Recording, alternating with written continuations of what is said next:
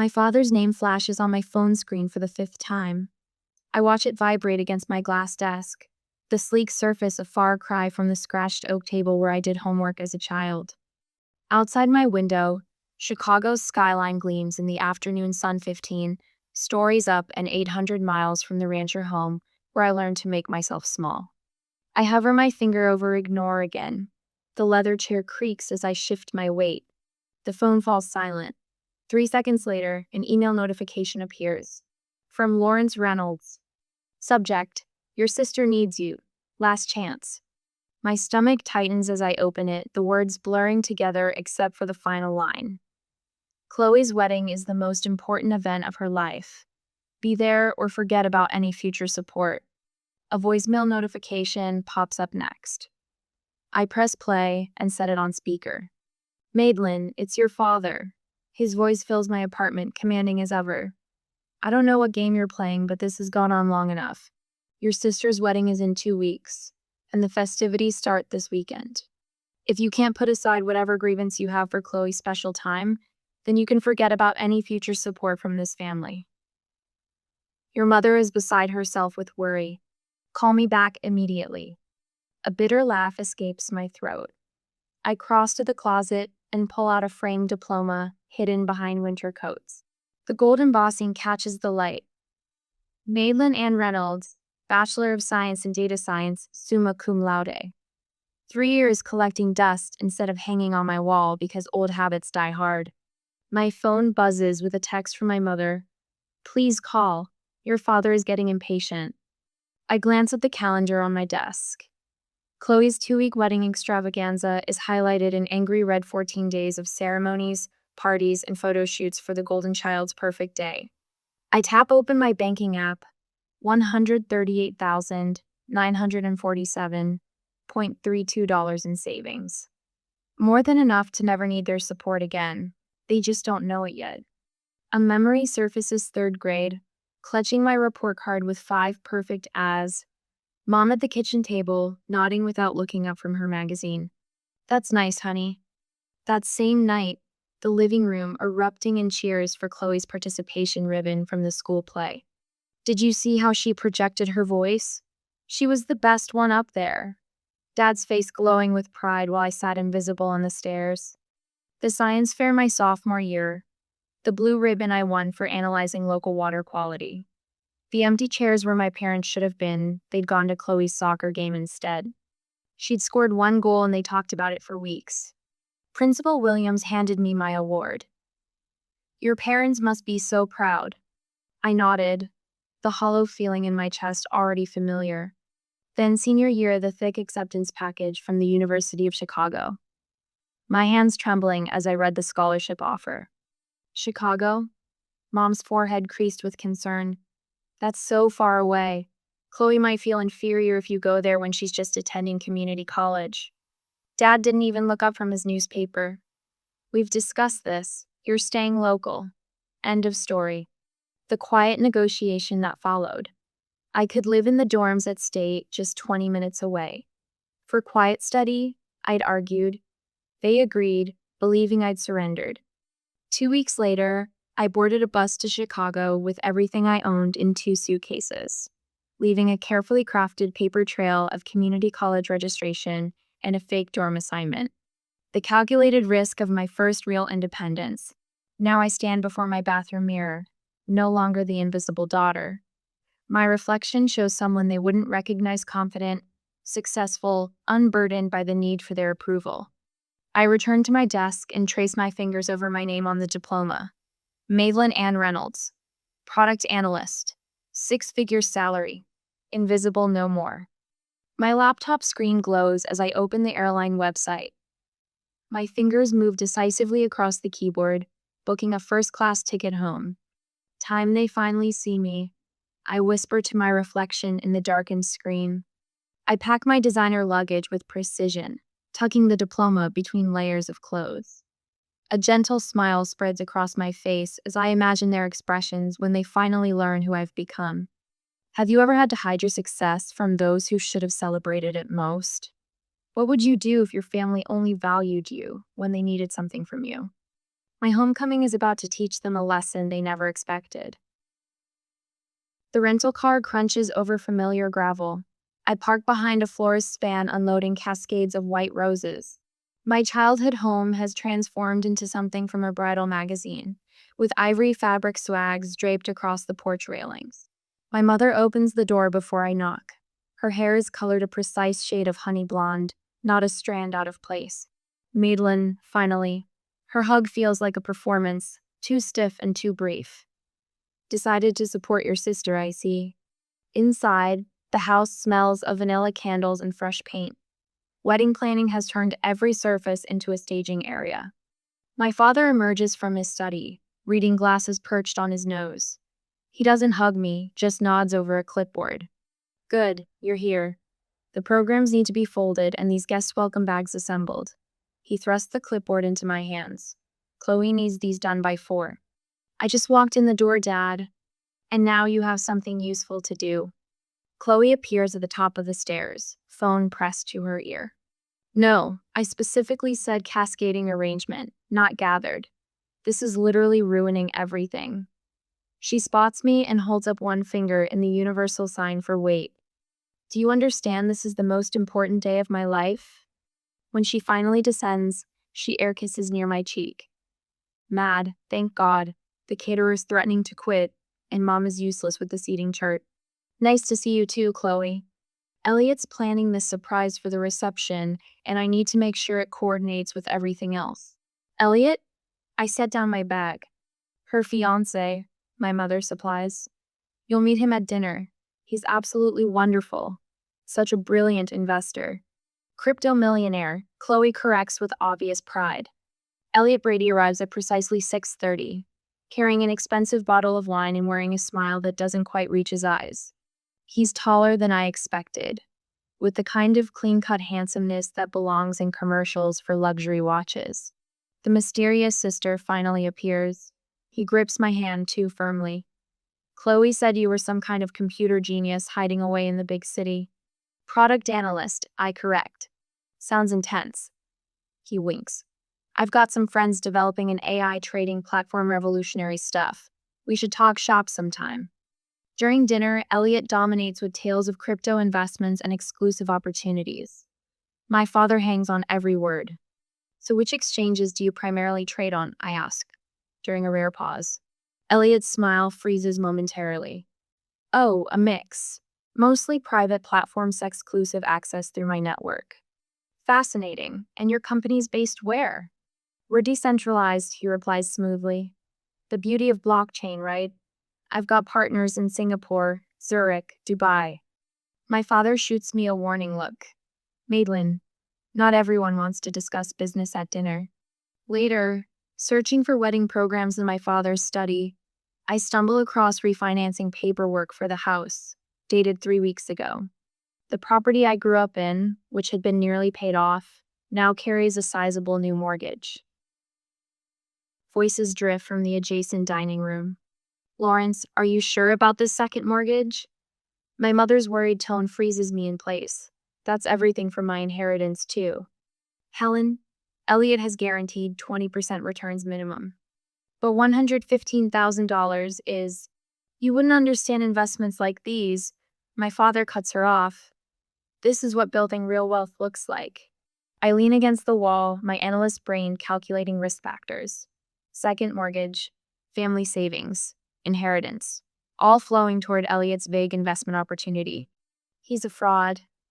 Aunt Helen's voice is barely above a whisper as we stand in the back garden, supposedly admiring her contributions to the wedding flowers. You see it too? I ask. She nods, her gray eyes so similar to mine sharp with concern. Your father won't listen to me. Started talking about how I've always been jealous of his success. Mr. Wilson down the street lost $50,000 in an exclusive investment opportunity last year, she continues. Sounded awfully familiar when I heard about Elliot's proposals. Madeline? A familiar voice calls from the fence line. Mr. Thomas, my old science teacher, waves. I've been following your career. That Chicago data science program you attended is one of the best in the country. I freeze. How did you... Unlike your parents, some of us actually pay attention. Aunt Helen pats my hand. For the first time since arriving, I feel seen. Dad, Mom, I think we need to talk about Elliot. We're in the living room that evening. What about him? My father doesn't look up from his newspaper. I've noticed some inconsistencies in his business claims. The way he describes his investments doesn't align with how crypto markets actually function. My mother sighs dramatically. Honestly, Madeline, you've always been jealous of your sister's happiness. This isn't about jealousy. His investment claims don't make mathematical sense. My father finally looks at me, his expression hardening. You don't understand business at this level, Madeline. Not everything fits into your little spreadsheets. The front door opens, and Chloe enters with Elliot. She immediately senses the tension. What's going on? Your sister has concerns about Elliot's business. Chloe's face crumples. Are you serious? You show up after 3 years and immediately try to ruin the only good thing in my life? Elliot places a protective arm around her. It's okay, babe. Some people just don't understand innovation. I look at their faces defensive, dismissive, deluded, and realize I've miscalculated. They don't want the truth. They want the comfortable fiction that makes Chloe special and Elliot a prince. The invisible daughter sees everything, but no one wants to look. When you see loved ones heading for disaster, how far should you go to protect them from themselves? Would you risk further rejection to save family who never appreciated you? I tuck myself into the corner booth at Rosie's coffee shop, the same spot where I studied calculus during high school. The vinyl seat squeaks beneath me, familiar yet foreign now. My laptop screen glows with open tabs, business registries, investment forums, social media profiles. 3 previous identities stare back at me. Ethan Lewis, Edward Lambert, Elliot Lawson. Now Elliot Lawrence. My finger traces the pattern on the screen. Same man, different names. Same charming smile, different victims. I sip my black coffee, its bitterness matching the taste in my mouth as I connect unmistakable dots. Need a refill, hon? Margie, the same waitress from my teenage years, appears at my elbow. Her eyes widen as she studies my screen. My cousin lost everything to a man who looked just like that. Called himself Edward something. My stomach tightens. Lambert? That's it. She sets the coffee pot down. Investment scheme. Left town right before the wedding. Broke her heart and emptied her savings. I pull up another browser window. Margie, would she talk to me? A woman in her 50s sits across from me 2 hours later, hands trembling around her mug. I thought I was special, Karen whispers. He made me feel chosen. My sister thinks the same thing. Karen slides a folder across the table. Pictures, bank statements, police reports that went nowhere. Her jaw tightens. He disappeared 3 days before our wedding, along with $60,000 and my mother's heirloom ring. The photographs confirm what I already know. The account statements show transfers to untraceable offshore accounts. The police reports detail 3 other victims with similar stories in 3 different states. I thank Karen and pack up my evidence. The wedding is 5 days away. The knot in my stomach tightens. Where have you been? Mother's voice cuts through the hallway as I step inside. The flower arrangements need checking, and Chloe's having a meltdown about the place cards. I glance at my watch, barely past noon. I was researching something important. More important than your sister's wedding? She thrusts a checklist into my hands. Your father noticed your attitude problem. He says you've barely helped at all. A familiar weight settles on my shoulders. The invisible daughter, now visible only for criticism. I find Chloe in the dining room, surrounded by sample table settings and crumpled tissues. The calligrapher messed up the font. She glares at me through mascara-smudged eyes. Where were you? I've been texting for hours. I check my phone. 3 texts, the first sent 40 minutes ago. You've always done this. Chloe sniffles dramatically, disappearing when you're needed, then showing up to overshadow me. The accusation lands with practiced precision. For 23 years, my existence has somehow both fallen short and been too much. I'm trying to help you, Chloe. By avoiding wedding preparations, by questioning Elliot's business. Her voice rises. You can't stand that I found someone amazing while you're alone in Chicago doing whatever boring job pays your bills. I bite back the truth about my boring job that pays twice what she's ever earned. Instead, I pick up a place card and examine the allegedly wrong font. I can call the calligrapher, I offer. Dad already did. Chloe dabs her eyes. At least he supports me. The living room falls silent as I finish presenting my evidence. Printed screenshots, bank records, police reports, and Karen's signed statement is spread across the coffee table. My parents sit stunned on the sofa. Chloe perches on the armchair, face pale. Elliot stands by the fireplace, his expression carefully composed. This is clearly a case of mistaken identity. His smile doesn't reach his eyes. I have a common face. People mix me up all the time. 3 different women in 3 different states. I keep my voice steady. All with the same experience of a man who matched your description, used names similar to yours, and disappeared with their money right before the wedding. Madeline. My father's voice carries a warning. This is absurd. Dad, look at the pictures. I push a photo toward him. Look at the timeline, look at the pattern. I've never seen this woman in my life, Elliot insists, gesturing at Karen's statement. Chloe jumps to her feet. I can't believe you'd go this far to ruin my happiness. Tears stream down her face. You've always been jealous of me. Jealous? The word catches me off guard. I'm trying to protect you. By ambushing my fiancé with these fabrications? Chloe snatches the papers from the table, crumpling them in her fist. Chloe, I reach for her arm. The second mortgage, your retirement fund, Mom's inheritance, it's all gone to his investment opportunity. Don't you see the pattern? That's enough. My father stands, face flushed. You need to leave this house right now. Elliot places a comforting hand on my father's shoulder. Lawrence, it's all right. She's just concerned for her sister, misguided but coming from a good place. His practiced sympathy makes my skin crawl. I'm not leaving. I stand my ground, straightening to my full height. And I'm not the same invisible daughter anymore. Silence falls across the room. What are you talking about? My mother asks. I didn't go to community college. The truth rushes out after years of containment. I graduated top of my class from the University of Chicago 3 years ago.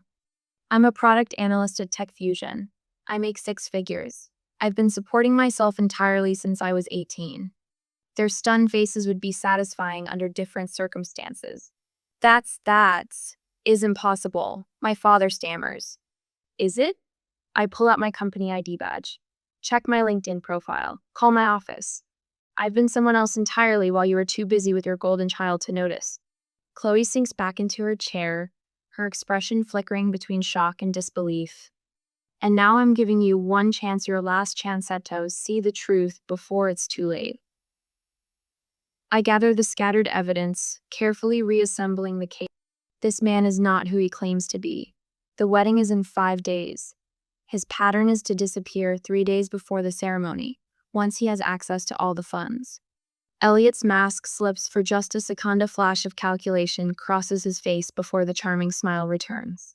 I think we've all heard enough fantasy for one day. My father's voice has regained its authority. Madeline, I won't ask again. Leave now. I look at each of them, my father's rigid certainty, my mother's conflicted loyalty, Chloe's defensive anger, Elliot's practiced concern.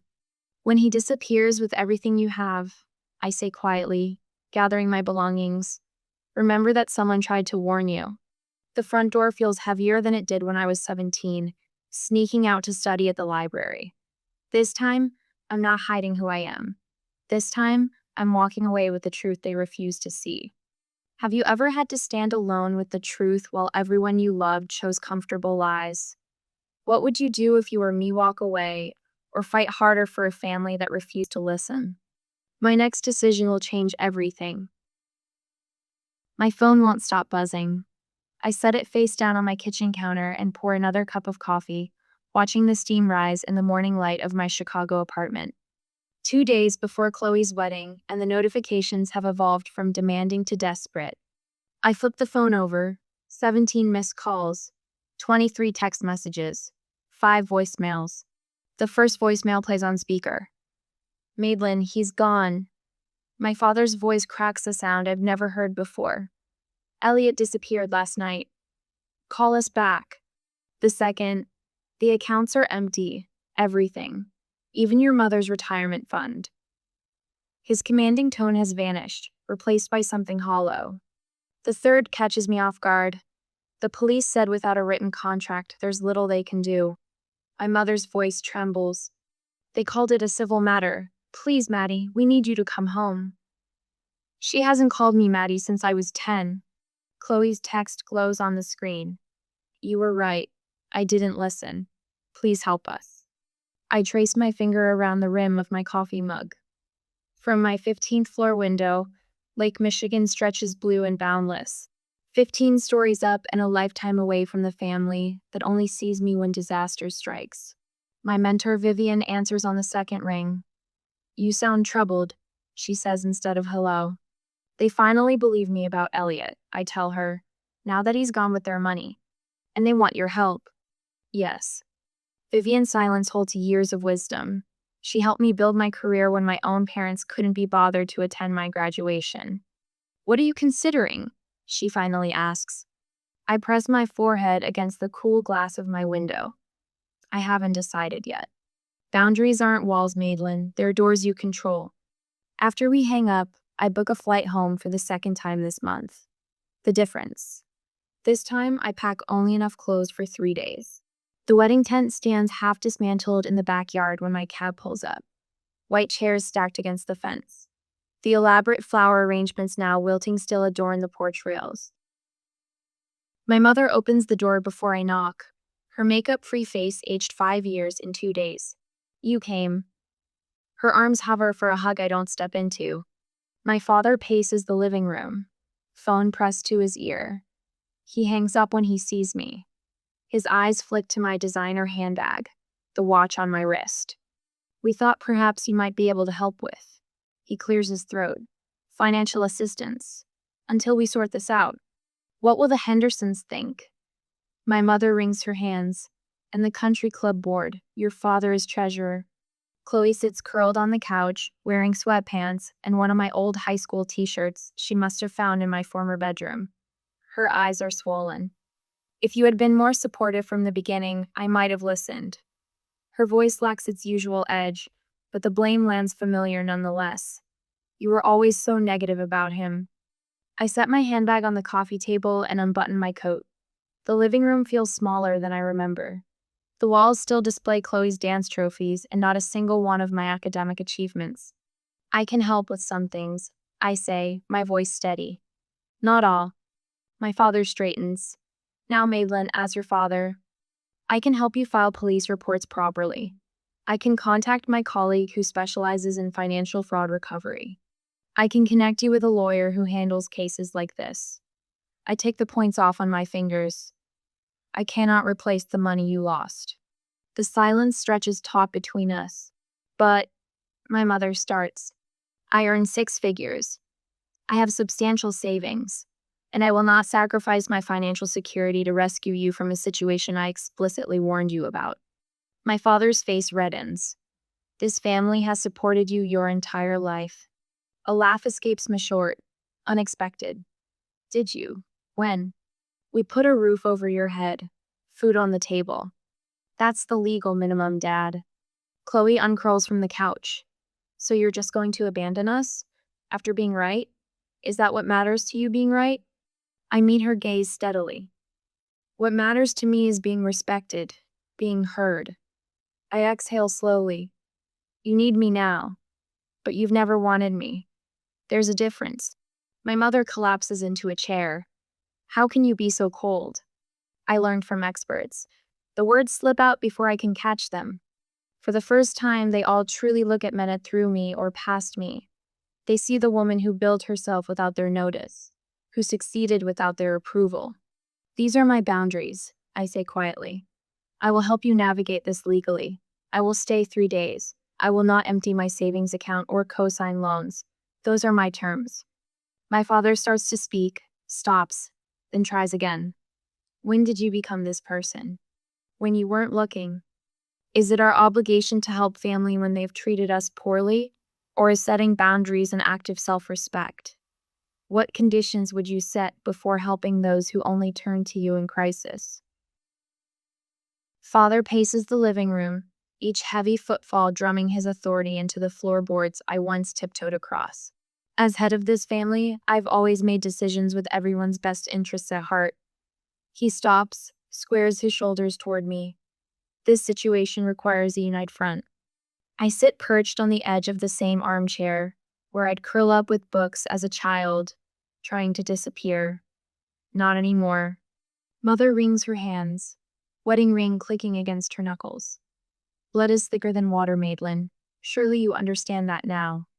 The familiar weight of their expectations presses down. I straighten my spine. You've always thought you were better. Chloe's voice cracks. Her mascara-streaked face bears little resemblance to the beaming bride-to-be from wedding invitations still scattered across the coffee table. Perfect Madeline with her fancy job and big city life. I check my watch. They've been at this for 27 minutes. The coordinated pressure, the guilt, the attempt to make me fold like the paper dolls Chloe and I once played with. She got the pretty dresses. I got the torn scraps.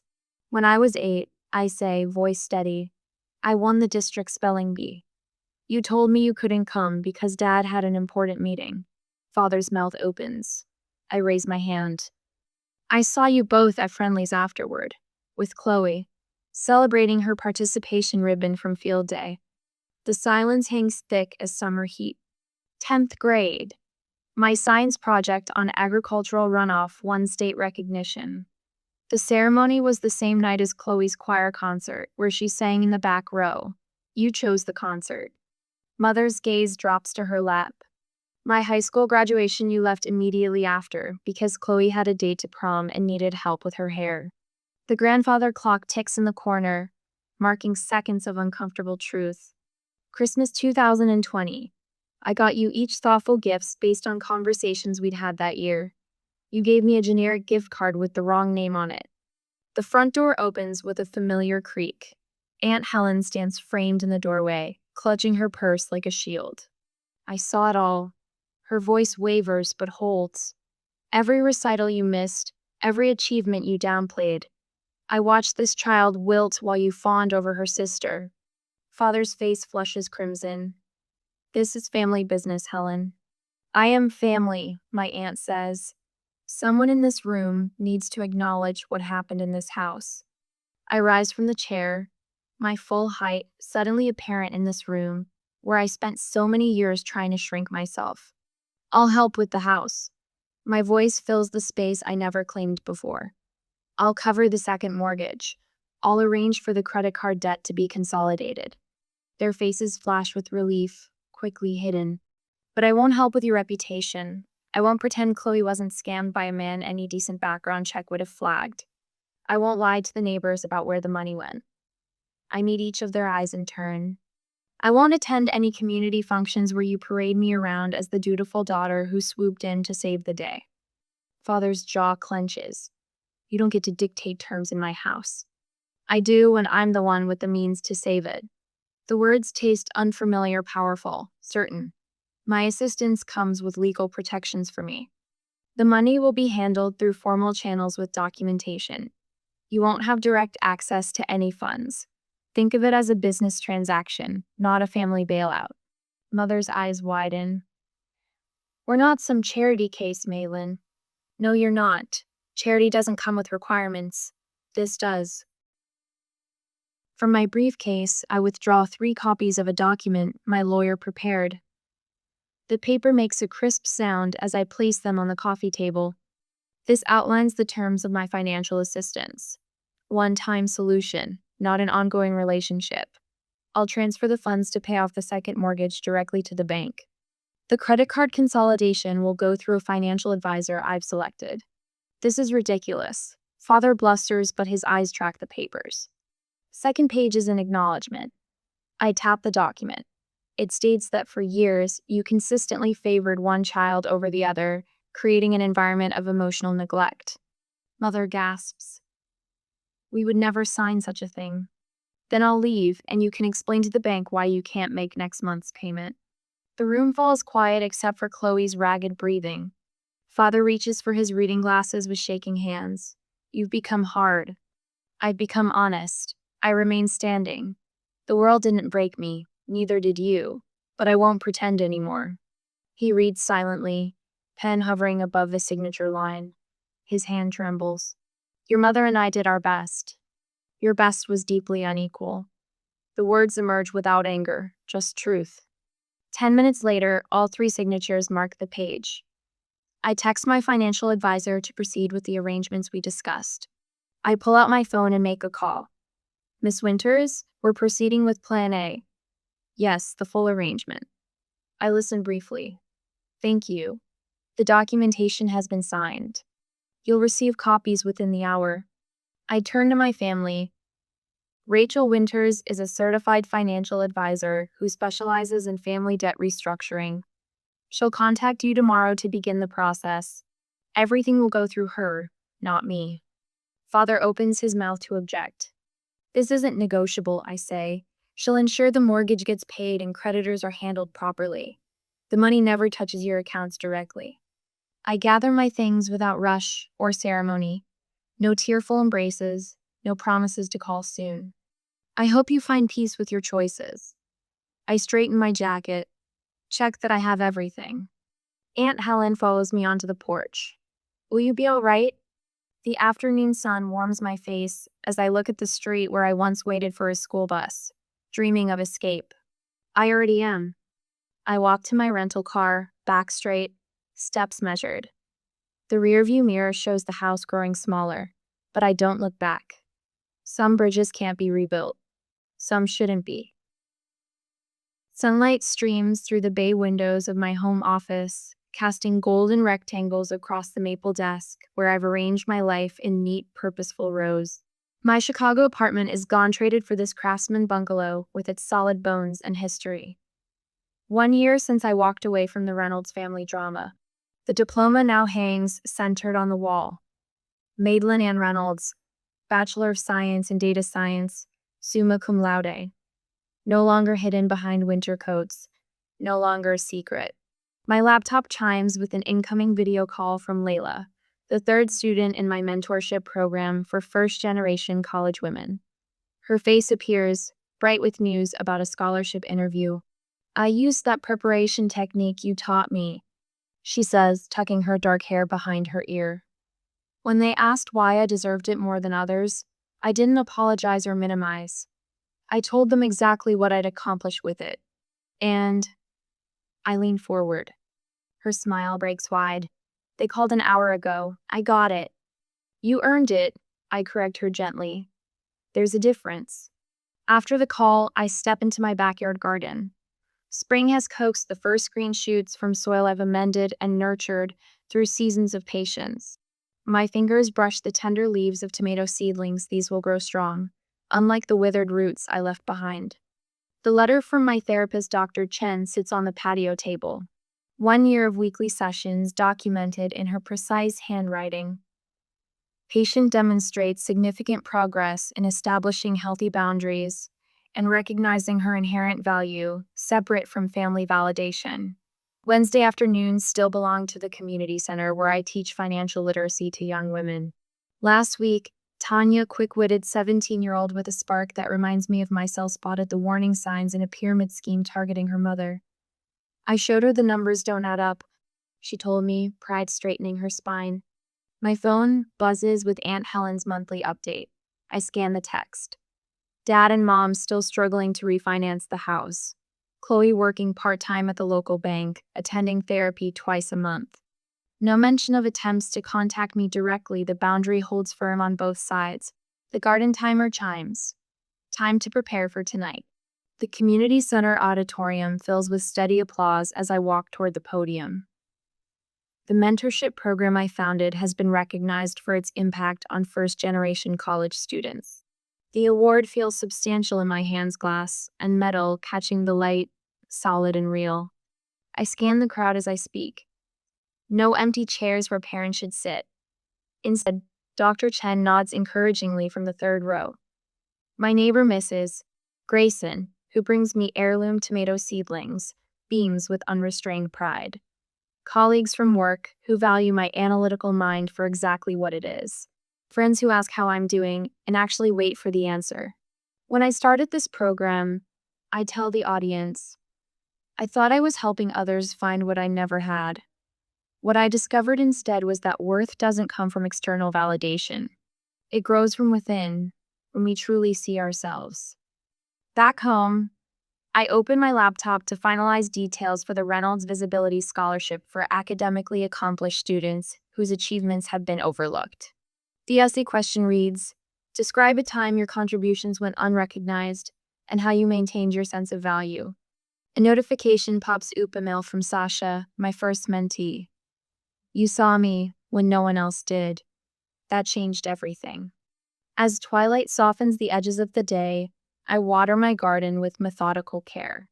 The tomato plants stand alongside peppers, zucchini, and herbs, each one chosen, planted, and tended by hands that know their own strength.